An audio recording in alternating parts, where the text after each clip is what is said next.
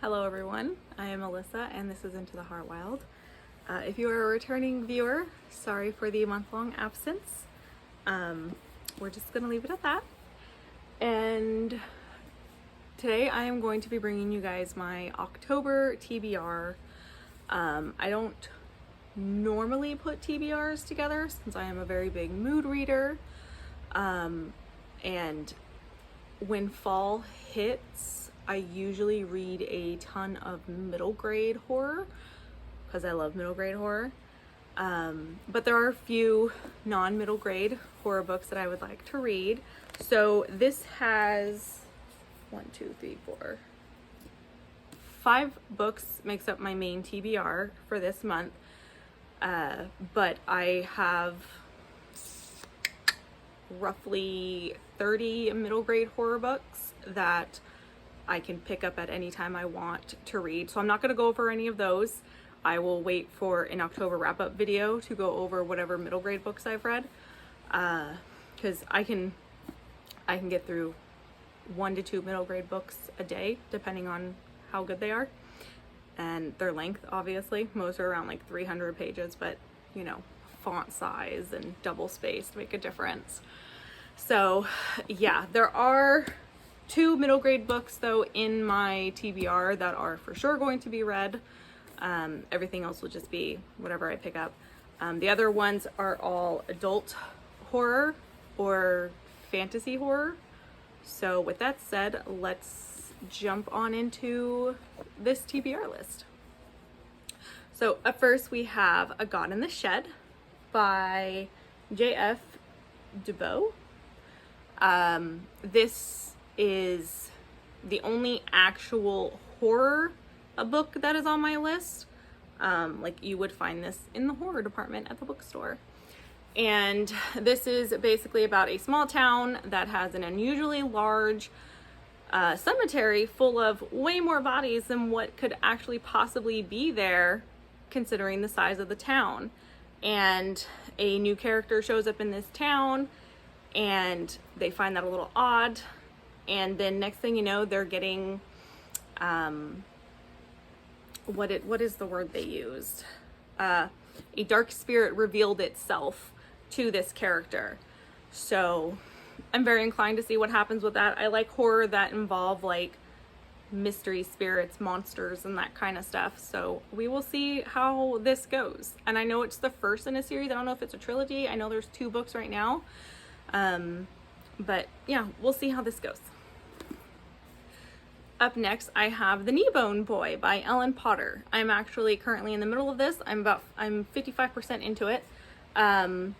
It's a story about 3 siblings who so far they have wound up being stranded in London in the middle of the night. And now they are staying in a castle with their aunt, who their father didn't want them to communicate with. The oldest child, Otto, he doesn't talk. Not because he's incapable, but because he just chooses not to. Lucia is very bossy and gets very angry very quickly. And then Max is very quiet and very thoughtful. So far I'm really enjoying it. There's also a 5-legged cat. This cat has 5 legs and 25 toes, because one of those feet have like 8 little toes. We haven't actually met the Kneebone Boy yet, which is a little off-putting, but apparently it's supposed to be happening soon, according to the notes that the children have left behind, because the children are writing this story, which is very interesting. So far, so good. Just a lot of dark, creepy things have happened to these kids, like being stranded in London in the middle of the night and being attacked by a crazy man. So yeah, that was fun. Next we have The List of Unspeakable Fears by J. Casper Kramer. This is also a middle grade book. I've read the first chapter so far. And basically the synopsis of this story is a little girl's mother remarries, and the man that she remarries works on an island that has a hospital for the criminally insane and medically sick. And while she's there, she herself suffers from like fears of dying. So being in such a place is going to be very difficult for her. She imagines a lot of deaths for herself and her mother, and it frightens her.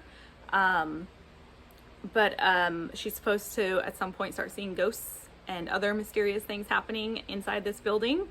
And she starts to get really weird, creepy vibes from her new stepdad and is not really sure what's going on in this like mental hospital. So we will see what this reveals eventually. Because if there's one thing that I know middle grade does, is it likes to punch you in the stomach with the most random things and be like, that's dark and deep, that hurt my feelings. So, and that's my favorite thing, and that's why I love middle grade horror, because it gets you in the feelings when you don't expect it. So we will see how this one goes.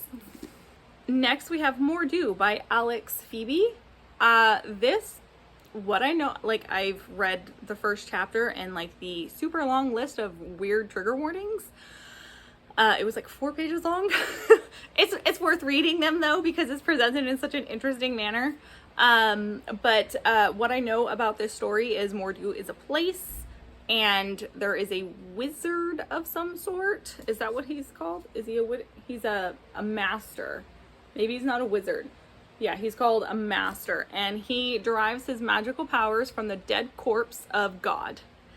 And I would like to know how that plays out, because it sounds very interesting. And the last book is Summer Suns by Lee Mandello, and this is honestly one that I picked up because of the cover, like a bone hand and a human hand. I like the cover. But from what I know with this story is it involves 2 boys who are getting ready to head off into college. They're in love. And after one gets to their college location, 6 days later ends up dead by apparent suicide.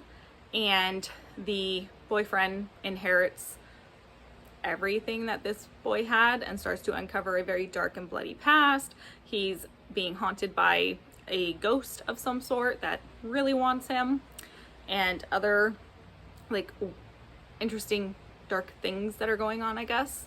So it'd be very interesting to see how this plays out. I have heard a lot of good things about it, so we shall see. So those are the 5 books that I have set aside for my October TBR that I am for sure I'm hoping to for sure read. So if you've read any of these and you have any comments, don't spoil them, but if you have any comments, leave them down below. If you enjoyed this video, leave a like, subscribe, and all of that good stuff, and I will see you next time.